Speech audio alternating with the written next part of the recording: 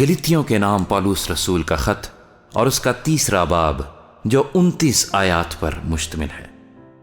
اے نادان گلتیو، کس نے تم پر افسون کر لیا؟ تمہاری تو گویا آنکھوں کے سامنے یسوع مسیح صلیب پر دکھایا گیا۔ میں تم سے صرف یہ دریافت کرنا چاہتا ہوں کہ تم نے شریعت کے اعمال سے روح کو پایا یا ایمان کے پیغام سے؟ کیا تم ایسے نادان ہو کہ روح کے طور پر شروع کر کے اب جسم کے طور پر کام پورا کرنا چاہتے ہو؟ کیا تم نے اتنی تکلیفیں بے فائدہ اٹھائیں؟ مگر شاید بے فائدہ نہیں۔ پس جو تمہیں روح بخشتا اور تم میں معجزے ظاہر کرتا ہے، کیا وہ شریعت کے اعمال سے ایسا کرتا ہے یا ایمان کے پیغام سے؟ چنانچہ ابراہیم خدا پر ایمان لایا اور یہ اس کے لیے راست بازی گنا گیا۔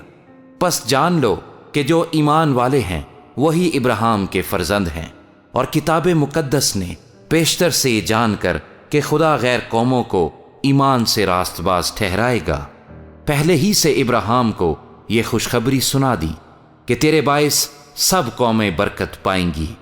پس جو ایمان والے ہیں وہ ایماندار ابراہیم کے ساتھ برکت پاتے ہیں، کیونکہ جتنے شریعت کے اعمال پر تکیہ کرتے ہیں وہ سب لعنت کے ماتحت ہیں۔ چنانچہ لکھا ہے کہ جو کوئی ان سب باتوں کے کرنے پر قائم نہیں رہتا جو شریعت کی کتاب میں لکھی ہیں وہ لعنتی ہے۔ اور یہ بات ظاہر ہے کہ شریعت کے وسیلے سے کوئی شخص خدا کے نزدیک راست باز نہیں ٹھہرتا، کیونکہ لکھا ہے کہ راست باز ایمان سے جیتا رہے گا۔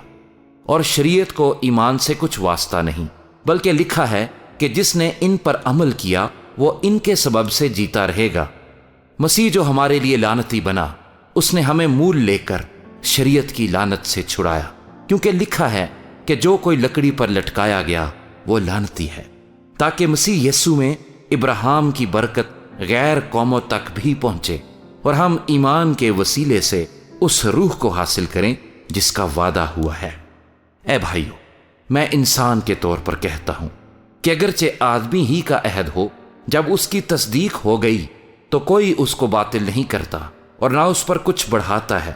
پس ابراہیم اور اس کی نسل سے وعدے کیے گئے، وہ یہ نہیں کہتا کہ نسلوں سے، جیسا بہتوں کے واسطے کہا جاتا ہے، بلکہ جیسا ایک کے واسطے کہ تیری نسل کو، اور وہ مسیح ہے۔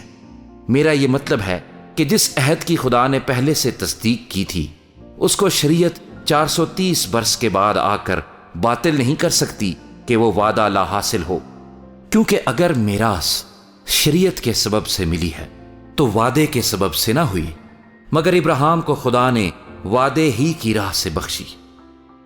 پس شریعت کیا رہی؟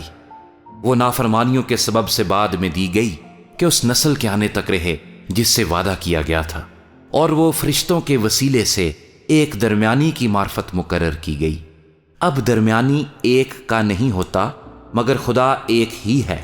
پس کیا شریعت خدا کے وعدوں کے خلاف ہے؟ ہرگز نہیں، کیونکہ اگر کوئی ایسی شریعت دی جاتی جو زندگی بخش سکتی تو البتہ راست بازی شریعت کے سبب سے ہوتی، مگر کتاب مقدس نے سب کو گناہ کا ماتحت کر دیا تاکہ وہ وعدہ جو یسوع مسیح پر ایمان لانے پر موقوف ہے ایمانداروں کے حق میں پورا کیا جائے۔ ایمان کے آنے سے پیشتر شریعت کی ماتحتی میں ہماری نگہبانی ہوتی تھی، اور اس ایمان کے آنے تک جو ظاہر ہونے والا تھا ہم اسی کے پابند رہے۔ پس شریعت مسیح تک پہنچانے کو ہمارا استاد بنی تاکہ ہم ایمان کے سبب سے راست باز ٹھہریں۔ مگر جب ایمان آ چکا تو ہم استاد کے ماتحت نہ رہے، کیونکہ تم سب اس ایمان کے وسیلے سے جو مسیح یسوع میں ہے خدا کے فرزند ہو۔ اور تم سب جتنوں نے مسیح میں شامل ہونے کا بپتسمہ لیا، مسیح کو پہن لیا۔ نہ کوئی یہودی رہا، نہ یونانی، نہ کوئی غلام، نہ آزاد، نہ کوئی مرد، نہ عورت، کیونکہ تم سب مسیح یسوع میں ایک ہو۔ اور اگر تم مسیح کے ہو تو ابراہیم کی نسل اور وعدے کے مطابق وارث ہو۔